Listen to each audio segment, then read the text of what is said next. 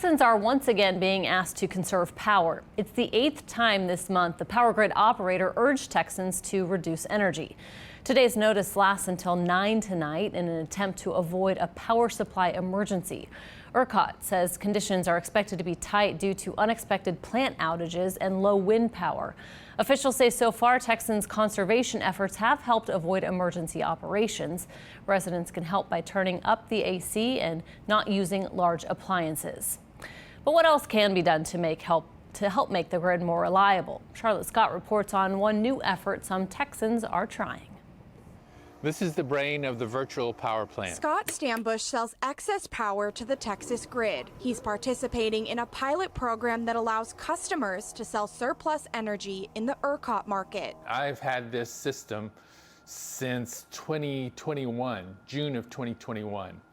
And I got it after Storm Uri when we realized that we needed power.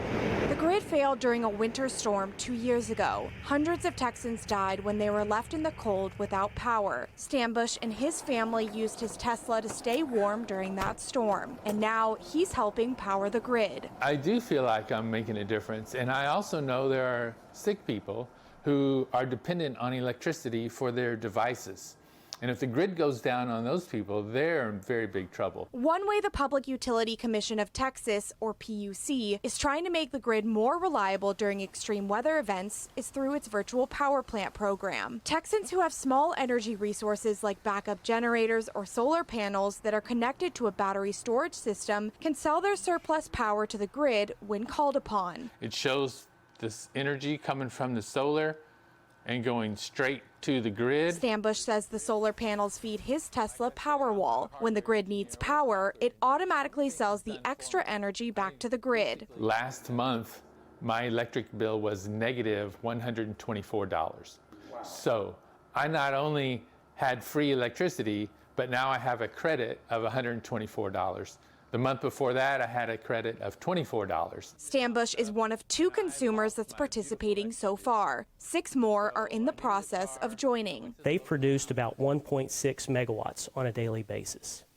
If 80 megawatts of consumers are engaging with the pilot, we can power over 18,000 homes with that energy. Will McAdams is a commissioner with the PUC. Right now, the program is allowing consumers to put 80 megawatts onto the grid. So it's a great tool to have in the toolbox moving forward. This is just a fraction of ERCOT's peak capacity, but the PUC is testing the program with a small group of people before developing a permanent plan. It makes me feel great that I am helping people, and it makes me feel better that I'm making money doing it.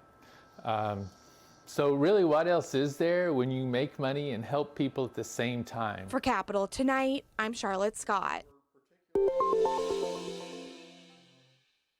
Let's bring in Ed Hers now. He's an energy fellow at the University of Houston. Professor Hers, welcome back to the program. Thanks for being with us. My pleasure. How much do you think selling excess electricity to the grid is going to help make it more reliable? I think it can certainly help at the margin. I think in Texas we've got about 2.6 gigawatts of homeowner-produced electricity, if you will, solar panels and generators. Lots of folks have home generators, and so the Public Utility Commission and ERCOT have been looking at a way to grab this electricity, if you will, and bring it into the grid. You know, if we wind up 1,000, 2,000 megawatts short, that can have a tremendous impact on the stabilization of the grid. The prices will go up, of course, to the $5,000 per megawatt hour cap, and we may have rolling blackouts. Yeah, I mean, with what you're saying, how much could it actually help homeowners' costs with these virtual power plants? You know, that's a great question, because most folks put these power plants on their homes to stave off the problems of blackouts. So it's really a preventative. It's a big insurance premium. But getting some sort of subsidy from the grid to keep these plants in, it's, you know, they don't necessarily need the money. And, you know, for example, in California, public policy has determined that really it's the poor subsidizing the rich. Those who can afford to put the solar panels on, that can afford to put the home generators on, are now being able to profit from the rest of the grid's basically instability day by day.